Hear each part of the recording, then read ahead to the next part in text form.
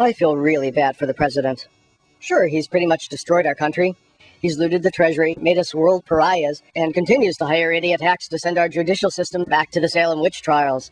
He totally deserves all the blame for the mess he's made, and should have been impeached by now. But there's one strong, unshakable bond I share with the decider-in-chief that his complete ineptness can't erase. He's had man trouble. Bad man trouble. And brother, that's the one thing I know.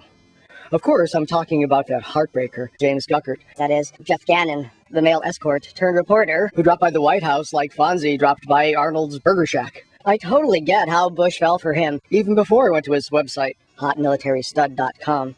Aside from his being so generously endowed with the White House press pass, this manly hunk of journalistic integrity was so incredibly thoughtful, at least at first when he started popping into press briefings to lob his boysome softball questions. Aren't Democrats stupid and irrelevant? He'd query Georgie. Why's that Pelosi such a dumb bitch? He'd quiz. And Bush's glazed look of confusion would dissipate like storm clouds, replaced by the warm, sunny glow at the end of Gannon's rainbow. You could tell it took every ounce of Bush's willpower not to run into the press corps seats and rub his man's shaved head. Hell, if I had a hot bi-military dude like that behind me, I'd not only pay him $200 a pop, I'd let him lay me out on top of a pile of classified NSA documents. Like most of these sorts of West Wing flings, though, this one burned hot and fast. In March 2003, Gannon logged 18 visits to the White House. There were 2 overnight visits and 1 6-hour tryst. The average visit was more than 2 hours long. Just consider, if Gannon had put that kind of energy and time into college, he might have even gotten a journalism degree. Put Bush's vacation schedule next to Gannon's list of visits from the Secret Service documents, and you'll see just how deep was their love. The length of visits doubled whenever the president was going on vacation or had just gotten back from one. On April 30th, for example, Gannon dropped by for 3 hours, presumably to send the president off before heading to his little cow and calf operation at his Crawford ranch.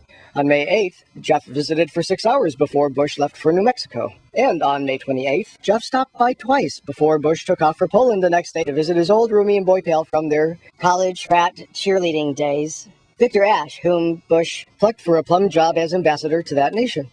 Now, we know the president must have been entertaining one dead-on, down-low man-crusher, because who's got time for the assholes in the White House press corps at a time like that? Just think about this clearly for a second.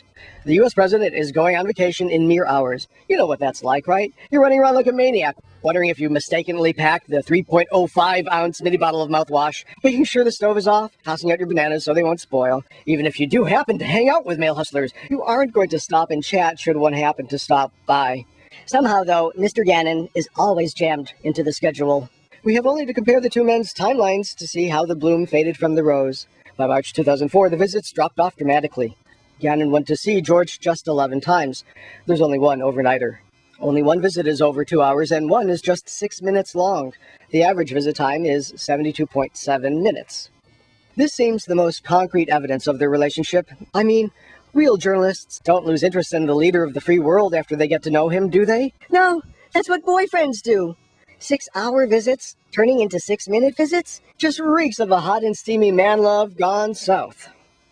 Like with Bennifer and Voniston, the same media frenzy that brought them together killed this couple. Some busybody with a legit press pass realized Jeff wasn't so much a reporter as a well-built way to elude questions. Go ahead, Jeff. Had almost become Scotty McClellan's mantra. But apparently the Kool-Aid served in the press break room was particularly strong that year. So, after the shill hit the fan, Gannon's last 2 visits read like a gut-wrenching Dear John letter.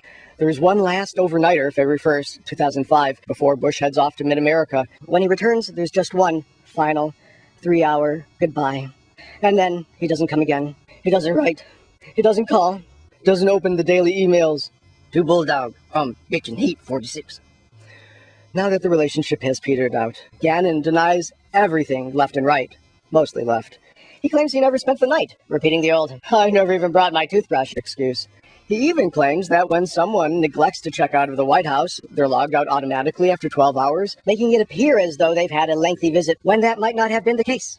This means that the Secret Service is terrible at record keeping, or that he was a no-good, two-timing boyfriend.